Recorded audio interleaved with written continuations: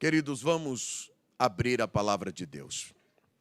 Pegue, por gentileza, o exemplar bíblico que o irmão e a irmã trouxe para a casa do Senhor. Abra sua Bíblia no Evangelho de Jesus, escrito por Mateus. O Evangelho de Jesus, escrito por Mateus.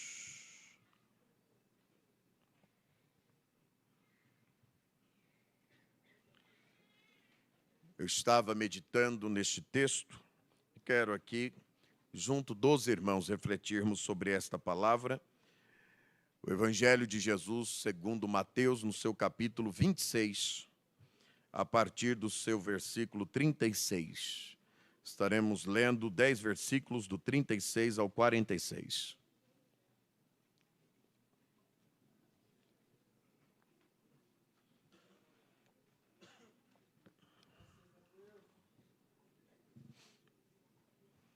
Os que encontraram, digam amém. Amém. Então chegou Jesus com eles a um lugar chamado Getsêmani e disse a seus discípulos: assentai-vos aqui enquanto vou além orar. E levando consigo Pedro e os 2 filhos de Zebedeu, começou a entristecer-se e a angustiar-se muito.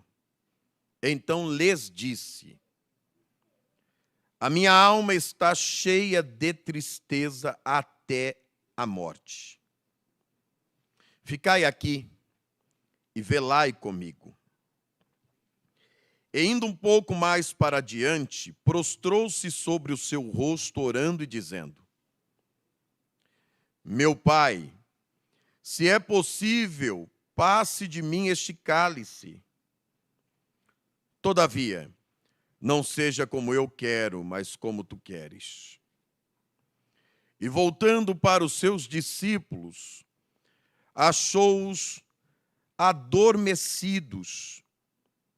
E disse a Pedro: então nenhuma hora pudestes velar comigo? Vigiai e orai, para que não entreis em tentação. Na verdade, o espírito está pronto, mas a carne é fraca.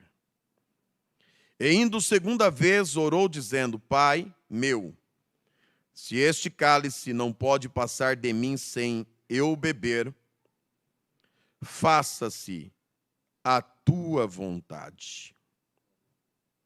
E voltando, achou-os outra vez adormecidos, porque os seus olhos estavam pesados.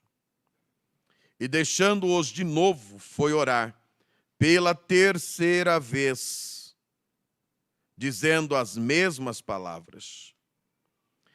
Então chegou junto dos seus discípulos e disse-lhes: dorme agora e repousai, eis que é chegada a hora. O Filho do Homem será entregue nas mãos dos pecadores.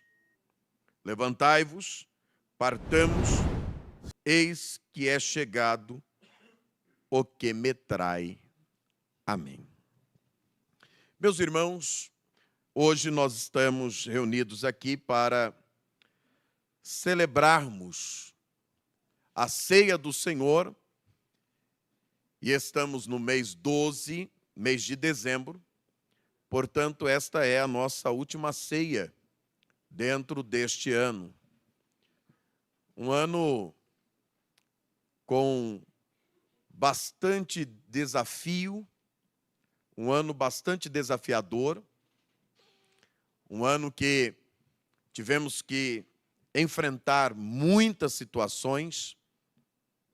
E é possível que alguém lá no início do ano tenha até pensado que não iria suportar, ou que não iria conseguir vencer todas estas situações. E hoje nós estamos no último mês do ano, última ceia que ministraremos neste ano. E olha onde você está. Até aqui nos ajudou o Senhor. Como é bom poder estar na presença dEle, em comunhão, para podermos participar da ceia do Senhor. Eu estava orando e pedindo a Deus que me iluminasse na ministração desta última ceia, e confesso aos irmãos que eu poderia falar de muitos assuntos, mas veio ao meu coração falar sobre este assunto em particular, pois aqui nós acabamos de ler sobre o sofrimento, a angústia, a agonia que passou o nosso Senhor Jesus Cristo. Quando eu olho para a mesa de ceia, como esta que está aqui preparada, o que me vem em mente é que nós não estamos aqui por méritos nossos. A mesa que é posta central e que nós cercamos a ela com os seus elementos simbólicos, o pão, o cálice, representam aqui aquele que de fato tem o mérito e deve receber os créditos da nossa salvação. Você não está aqui por acaso. O Senhor Jesus morreu para que hoje você pudesse estar aqui. Foi o sangue deste justo que verteu na cruz do Calvário para que hoje você pudesse se alegrar nesta comunhão bendita. Aleluia. E eu não sei se você consegue ter a dimensão disto, do preço da tua salvação, do preço da minha salvação. A Bíblia diz que uma alma, uma vida, vale mais do que o mundo inteiro. Mas nós não fomos comprados pelo ouro desta terra, por nenhum recurso desta terra. Já dizia o poeta em nosso inário, não foi com ouro que nos comprou Jesus, mas com o seu sangue vertido lá na cruz. Oh, glória a Deus. Aleluias. Este texto que escolhemos para esta reflexão, esta mensagem, mostra-nos o momento em que o Senhor Jesus ele vai se retirar para um lugar muito conhecido dos apóstolos, costumeiro, pois Jesus, durante algumas vezes, foi para este lugar para a oração. Mas esta oração é uma oração bastante particular, porque nesta oração nós vemos o escritor sagrado nos reportando que Jesus começou a se entristecer muito, a se angustiar. O relato contido neste evangelho é também compartilhado por outros evangelistas. Temos o mesmo registro em Marcos, temos também o registro em Lucas, Marcos 14, Lucas 22 e João 18. Os 4 evangelistas, eles registram o que está acontecendo aqui, esta cena. E é claro que o texto mostra que Jesus está em companhia apenas de 3 de seus apóstolos, Pedro, Tiago e João. Estes 3, eles tiveram oportunidades que muitos outros não tiveram, de estar com Jesus neste momento crucial. E quando fazemos uma análise do testemunho de cada um desses evangelistas, cada um deles trazem a nós a compreensão de o quanto doloroso foi este momento. Se você ler o que reporta Mateus, e nós lemos aqui, ele usa para nos informar sobre este momento a expressão começou a entristecer-se e a angustiar-se muito. Marcos, ao falar sobre este episódio, ele diz: começou a ter pavor e angústia. Então Jesus foi tomado aqui de pavor, de angústia. E é claro que isto ocorreu porque Jesus é Deus em sua forma plena e também é homem em sua forma plena. E como homem, ele está a sentir pavor no Getsêmani. Ele está a sentir angústia no Getsêmani. Cada evangelista está dizendo como foi que ele se comportou frente ao que estaria por acontecer e logo ele estaria sendo preso e estaria sendo julgado e crucificado. Lucas, ele também menciona este momento, e Lucas, certamente porque era um médico, ele traz um elemento bastante interessante. Porque no registro de Lucas, ele informa que Jesus estava em grande agonia ao ponto de seu suor tornar-se como grandes gotas de sangue. E ele diz que a intensidade era tal que não somente o suor se transformou em sangue, mas diz que corria até o chão. Então não era uma gota de sangue. Era algo que correu sobre a fronte do mestre, a cabeça do mestre, ao ponto de chegar até o chão. E se você achar que isso não é possível, nós temos estudos agora do século XIX, mostrando que não somente é possível o que aconteceu com Jesus, tendo um homem sendo submetido a grande angústia, pavor, agonia, como já há mais de 40 casos catalogados pela ciência desse fenômeno. Na verdade, o que está acontecendo aqui é algo chamado de hematidrose, onde o suor ele não é que ele se transforma em sangue.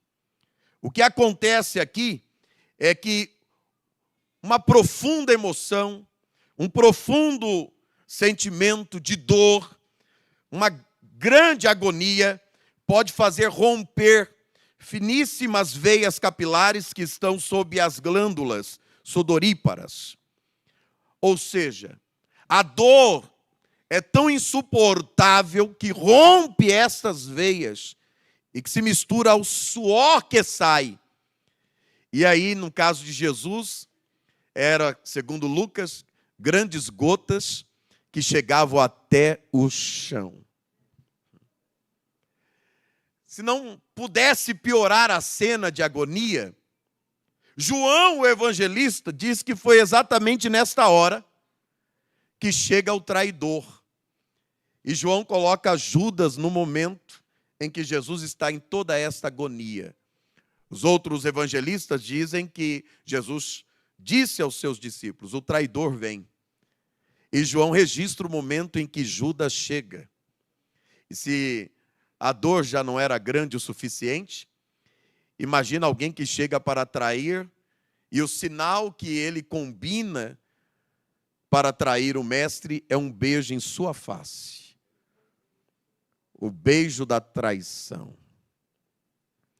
E quando eu parei para estudar, para trazer esta palavra aos irmãos, eu comecei a pensar: quanta dor, quanto sofrimento.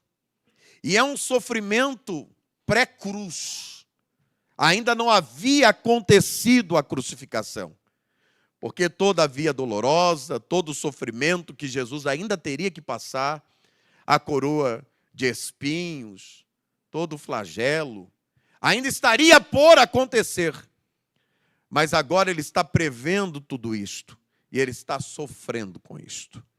E ao ver o que iria acontecer, ele então faz a sua oração. Como disse, ele estava na companhia de 3 dos seus principais obreiros. E queria que eles velassem pelo menos 1 hora, e nós sabemos essa expressão que é velar, pois, vez por outra, velamos alguém quando falece, é ficar ali posto, acordado, ao lado, dando apoio, não é? Mas a grande verdade é que Jesus está só, até mesmo na companhia destes 3 principais obreiros. Ele se distancia para orar, vai falar com Deus e vai dizer a Deus: Senhor, se for possível, que tudo seja realizado sem que eu passe pelo que eu vou passar, sem que eu beba deste cálice, faça isto.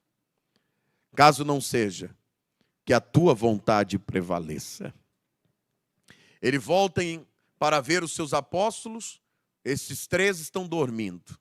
Ele desperta, fala com eles, volta pela 2ª vez orar, e ao retornar aos seus apóstolos, novamente dormindo, e assim acontece até a 3ª vez, quando o Senhor diz: agora basta, chegou o momento. A partir dali, Jesus seria preso, seria condenado, julgado da forma como sabemos que ele foi julgado, condenado injustamente, pois ele não era um criminoso, nunca pecou, crucificado. E o interessante é que Jesus, ele é obediente a tudo isto. Ele não veio para provocar uma revolução. Ele poderia, sendo quem era e sendo quem é, não permitir que tudo isso acontecesse, mas ele se submete. E Paulo diz aos Filipenses que ele foi obediente até a morte, e morte de cruz, porque havia um propósito maior. Nós não estaríamos aqui se ele não cumprisse tudo que estava determinado acerca dele. E eu não sei se você hoje consegue valorizar isto. Eu não sei se você consegue refletir sobre isto. Você está aqui hoje para participar deste ato, porque este justo passou por toda a sua agonia, seu sofrimento, sua dor, não desistiu. Ele foi até a cruz, até o final. E quando terminou, ele diz: Pai, está feito, está concluído. Em tuas mãos eu entrego o meu espírito. E eu não me canso de refletir sobre isto, enquanto o autor da vida ia perdendo a sua vida humana, nós íamos ganhando vida. Enquanto ele ia vertendo o seu sangue carmesim, eu e você íamos sendo perdoados dos nossos pecados. Oh, glória a Deus!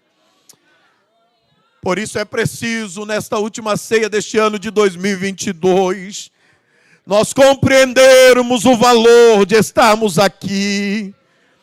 Você não está aqui porque você tão somente se entregou a Cristo. Você não se entregaria a Cristo se Ele não tivesse morrido por você. Ele proporcionou a nós esta bendita salvação.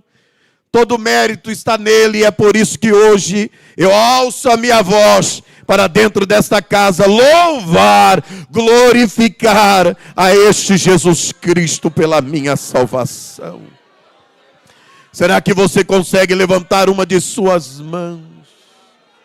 Oramante ergue a sua.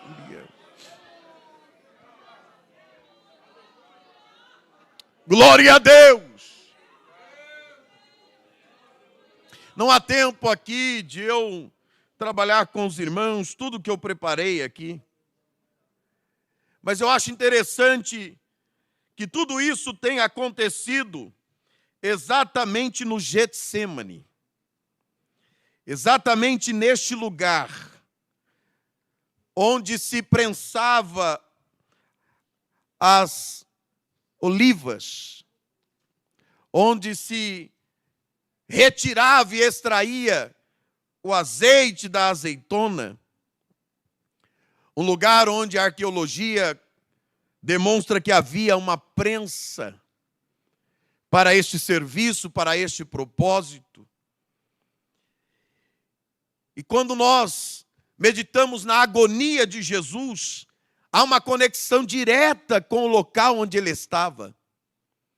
E você sabe que hoje, este líquido tão precioso que temos, o azeite, tão bom para a saúde, que traz tantos benefícios, para que ele chegue até nós, há um processo. E naquela época o processo era um processo bastante interessante. Uma prensa formada por madeira, pedras pesadas. As azeitonas, elas eram selecionadas, era colocada ali. À medida que as pedras eram colocadas sobre essas azeitonas, e com movimento de madeiras que faziam com que as pedras elas criassem uma pressão, o azeite ia saindo à medida que as azeitonas elas iam sendo espremidas. E é claro que esse processo ele tinha alguns níveis, até alguns textos e comentaristas que dizem que 3 tipos de azeites eram tirados e liberados deste processo. E o primeiro deles era separado para um propósito específico. O primeiro azeite que saía antes de se tirar o caroço da azeitona, com não tanta pressão, era o mais puro, o mais limpo, e, portanto, era dedicado à consagração de reis, de profetas, era utilizado para ungir os utensílios da casa. Depois disso, se extraía ali os caroços, e tirava, então, o segundo nível de azeite. Esse azeite, ele já era com um pouco mais de pressão, utilizado para algo também muito importante. O uso de remédios, cosméticos. E, por fim, o último nível de azeite dessa extração, com aí sim, muita pressão. Pedras maiores eram colocadas, as madeiras que giravam faziam com que maior pressão acontecia, e a azeitona, ela era completamente triturada. E o líquido que saía servia para o alimento, para cozinhar e outras coisas mais. E aí a gente olha para Jesus em meio a este cenário, o cenário que produz este azeite. E aí eu olho para a mensagem de Isaías, onde diz, e algumas expressões diz que ele foi triturado. E aí Isaías dá um motivo: pelas nossas transgressões. Pois Jesus nunca pecou. Ele deu o seu máximo. Ele permitiu, porque ele é Deus. Você se lembra de Pilatos, quando quis usar ali de autoridade sobre Jesus? Diz: olha, você não diz nada, eu tenho poder para te permitir viver, para te soltar, para te libertar, ou para te prender e te levar à morte. E aí Jesus demonstra a ele quem de fato tem poder. Jesus diz a ele: você não teria nenhum poder se do alto o meu Pai não tivesse te dado. Ninguém tira a minha vida. Ninguém está tirando a minha vida. Eu lembro quando surgiu aquele filme do Mel Gibson, não sei se vocês assistiram, sobre a crucificação de Cristo, e isso fez renascer um conflito histórico, uma questão, não é, de conflito histórico. Quem matou Jesus? De quem era a responsabilidade? Se era dos judeus ou se era dos romanos? E aí rabinos se levantaram em toda a nação e outros lugares, dizendo: não, foram os romanos e tal, e aquela guerra. Só que Jesus resolve a questão. Jesus diz: ninguém tirou a minha vida. Eu tenho poder para dar ela. E tenho poder para retomar ela. Nada fugiu o controle do nosso Cristo. Foi Ele que decidiu entregar a sua vida por mim e por você também. Então, pelo amor de Deus, se este glória é para Ele, melhore, porque estamos aqui para adorar ao Senhor. Só os que entendem isso e podem levantar uma de suas mãos aos céus e celebrar. Da Calamandarábia, sei pela tua salvação, adore ao nome dele. Sturar que estor que for que amandaia sei. Alguém pode não entender porque celebramos a morte de Jesus. Nós celebramos a morte de Jesus porque não fosse ele morrer por nós, nós não teríamos esta vida, esta comunhão, este momento tão extraordinário. Ele nos traz aqui para dizer que Ele é o centro da nossa atenção aqui hoje à noite. Ele é o centro da nossa devoção. É Ele que é digno de receber toda a honra, toda a glória, todo o louvor. Eu sei que Deus usa homens para nos trazer esta verdade, mas querido, aqui quem brilha é Jesus. Ele é o autor e o consumador da nossa fé. Se você quer adorar, adore, pois é para Ele. Se quer glorificar, glorifique, porque é Ele que recebe toda a nossa adoração.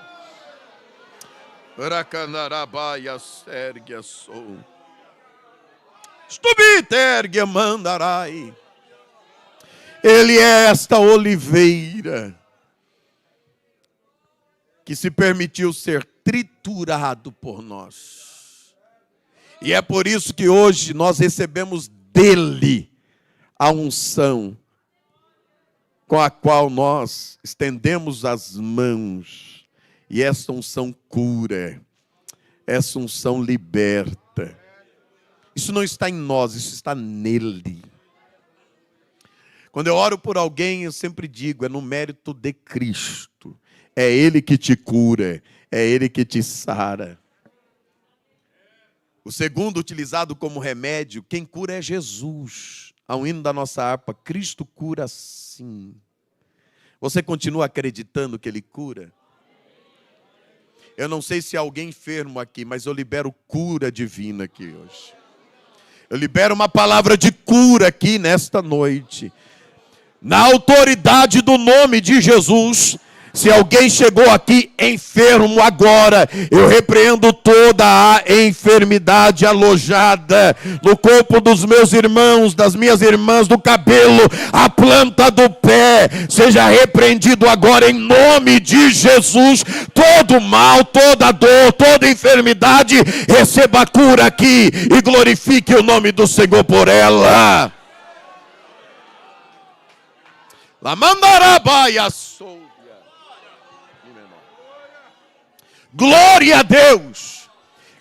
É dele que vem a unção nesta noite. É dele que vem o remédio, a cura nesta noite. Ele é o nosso alimento. Oh, glória a Deus. É Ele que alimenta a nossa fé. Talvez você chegou aqui fraquinha, fraco. Quem sabe você chegou aqui desanimado. As lutas, as dificuldades, os sofrimentos. Mas Jesus é alimento aqui hoje. Aleluia. Ele mesmo disse em João 6,48, eu sou o pão vivo que desceu do céu. Ele quer alimentar a tua alma, a tua fé. Receba agora alimento dele. Seja alimentado agora, vai ganhando força. Você está diante dele, tem um banquete espiritual aqui hoje à noite. Coma, se alimente.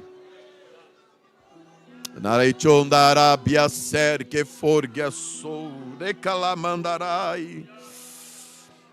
Ele tem o alimento que satisfaz a tua alma. O teu corpo físico se alimenta de nutrientes, proteínas, carboidratos. Mas a tua alma, ela se alimenta de Deus. É dele. Glória ao Senhor, glória ao Senhor. E eu sinto hoje o Senhor abrindo os céus como fez a Elias, trazendo pão quentinho lá do altar e alimentando alguém que até disse no começo deste ano: eu não vou conseguir, mas porque Ele tem te sustentado. Olha você aqui, olha aí você. Alguém que pensou até: eu não vou conseguir permanecer em comunhão, mas o Senhor foi lhe guardando, lhe amparando, iluminando o teu caminho. E se o diabo se levantou lá atrás para dizer que você não terminava 2022 em comunhão com Ele, ele agora cai por terra, porque esta é a nossa última ceia deste ano de 2022, e você está crente, está em comunhão, está ouvindo a palavra, está adorando a Deus, está sentindo a presença dEle, então pode celebrar, jubilar, adorar ao Senhor, pois o inimigo, ele foi vencido em nome do Senhor Jesus Cristo na tua vida.